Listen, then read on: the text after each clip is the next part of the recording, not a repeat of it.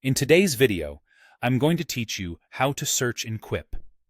If you've ever struggled to track down a document, a spreadsheet, a chat, a folder, or even a colleague's profile, this walkthrough will help you find what you need quickly and confidently. Start by heading to the sidebar and clicking the search icon, the little magnifying glass at the top. This is your gateway to everything you have access to in Quip. As soon as the search field opens, type the keywords you remember, maybe a project name, a unique phrase from the content, or the name of a person involved. Quip begins returning results instantly, and it doesn't just look at titles. It scans the content inside documents and spreadsheets as well. Be specific with your keywords when possible. Adding a distinctive term can dramatically cut down the noise and surface the right item faster. Now, if your results list is long, use filters to narrow it down.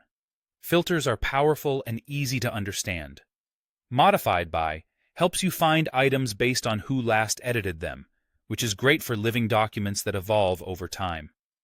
Created by points you to the original author, handy when you're tracking down an initial draft or a template someone set up.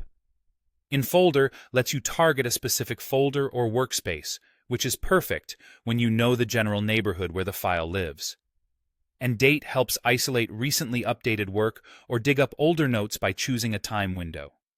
Combine these filters to home in on exactly what you're after.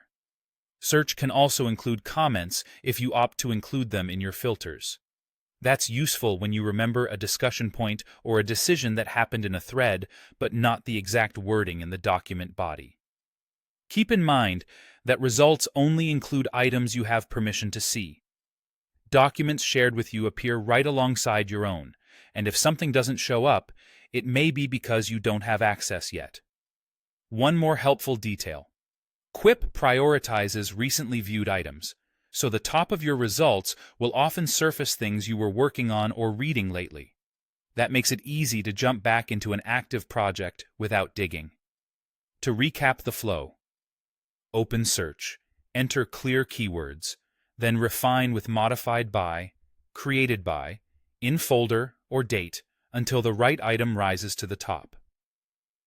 Use comment inclusion when you're hunting for a conversation, and remember that permissions shape what appears. With these tips, you'll navigate Quip's search like a pro and get back to your work faster.